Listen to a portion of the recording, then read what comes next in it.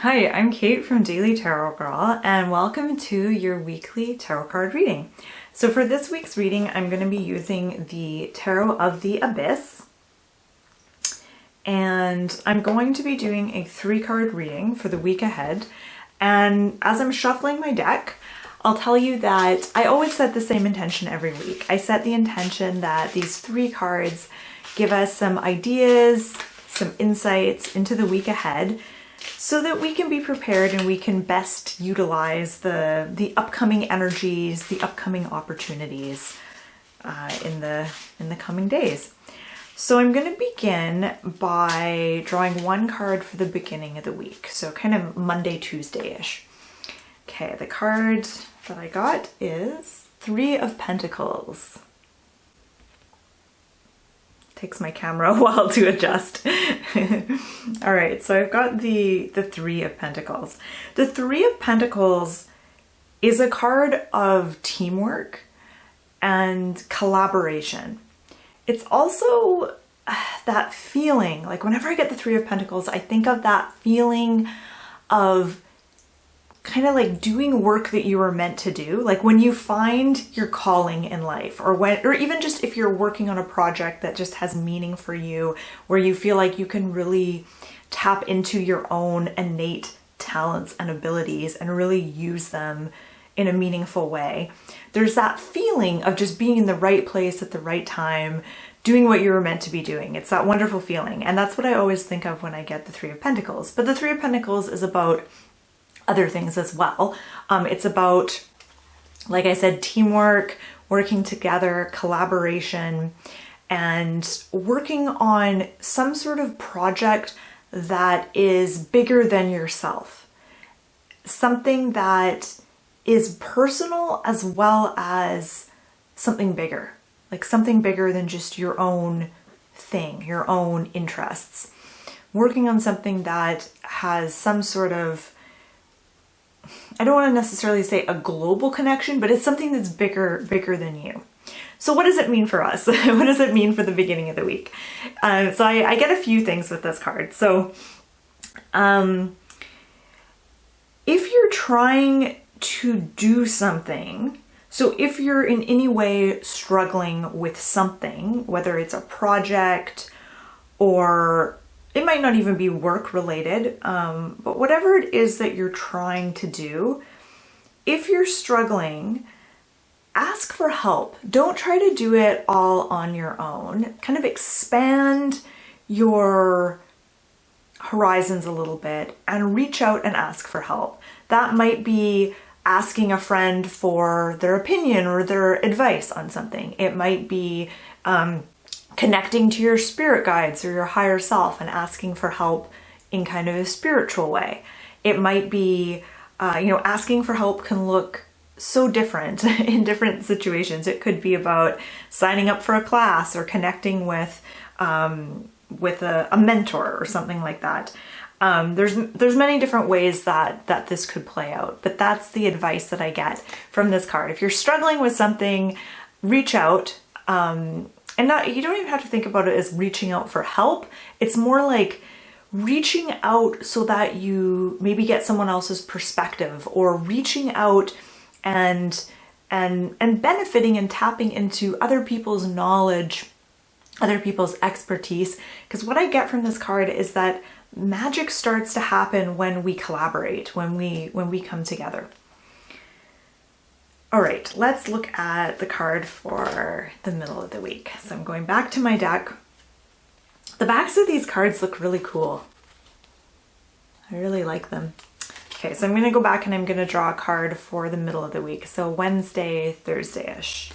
And we have Ace of Pentacles. Ooh. All right. So aces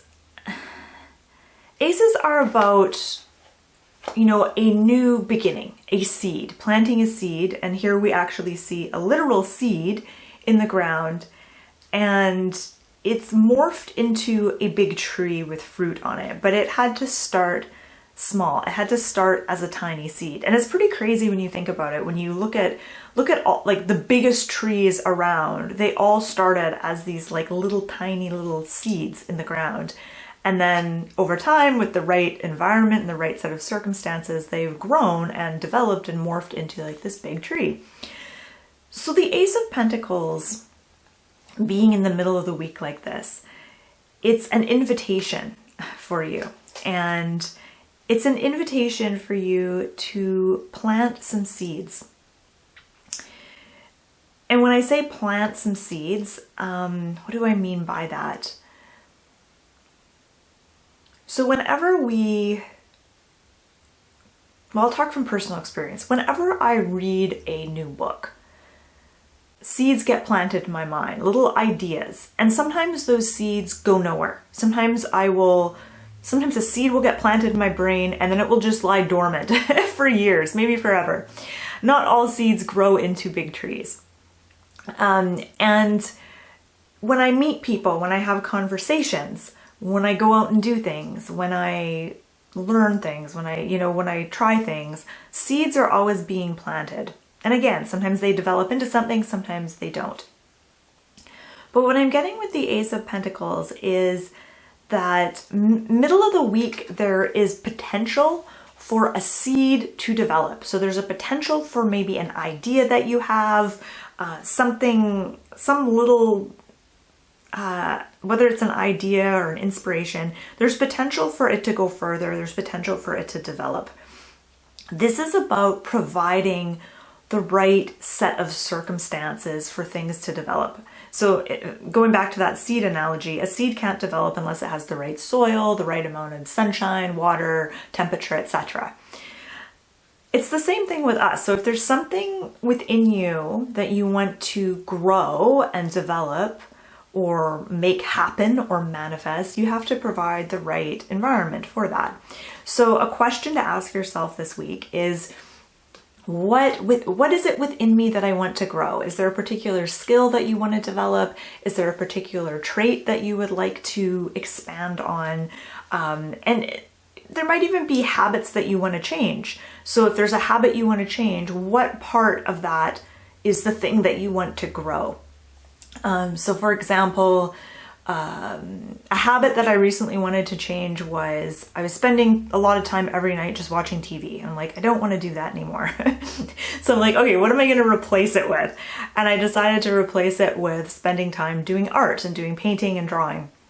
So I kind of made a plan to make that happen. And so my creative artistic side was the part of me that I wanted to grow and develop more. And so it can be helpful to kind of focus on that idea of growing something within you and developing something within you, as opposed to just cutting out a certain behavior. It's like, okay, I don't want to spend all my evenings just vegetating in front of the TV, but I need to replace it with something. Okay, let's move on. Let's move on to the last card. So this is the card for the end of the week and the weekend. So Friday, Saturday, Sunday-ish.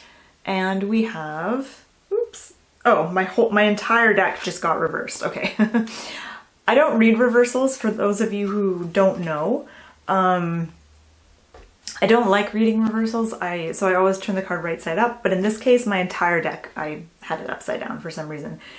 So we have the Nine of Pentacles. The Nine of Pentacles, and I just noticed we have all pentacles for this reading, which is cool. Nine of Pentacles is probably my favorite Pentacles card, I think.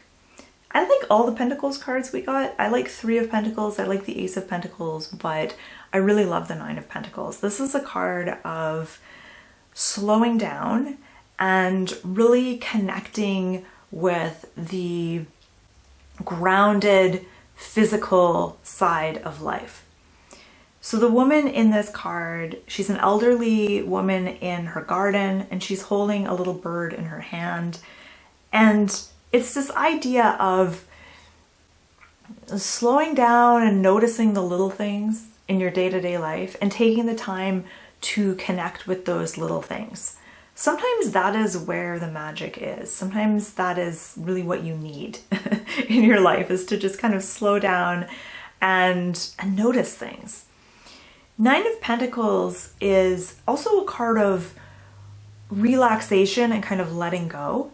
So if you've had a lot on your plate, if you've had a lot on your mind, if you find like you're always trying to do a lot or trying to fix things or putting pressure on yourself to be different than you are or to be a certain way, this card is a really nice reminder to just slow down, get back to the basics, pay attention to your five senses. So checking in with your taste, sight, smell, hearing, what else is there? Touch. Really checking in with those five senses and really getting into your body and getting into your environment, really getting into the present moment. When we slow down like this, we create space. We create space for ourselves. And I've noticed that whenever I take the time to do this, it's like you shift into, I almost want to say it's like you shift into another reality. So when you really slow down and you're fully present, it's very different than when you are rushing through life and trying to make things happen. So it's like you shift into this other mode of being and experiencing things, and you start to notice things that you wouldn't normally notice. And this is actually how you open up to intuition and intuitive guidance. This is how you actually connect with the spiritual realm and the unseen energies, is by being really calm and relaxed and present. I also get that this is a card of gratitude, and the woman on this card just looks like she is just loving and nurturing and caring for this little bird in her hands. She's holding a space for this little bird, and you can even think of that little bird as being a symbol for a part of yourself. It's the part of you that wants to fly, that wants to learn how to fly, and really holding a space for that part of you that longs for freedom and is ready to take flight and is ready to fly and be free. Really nurturing that part of yourself. And I said that this card was about gratitude.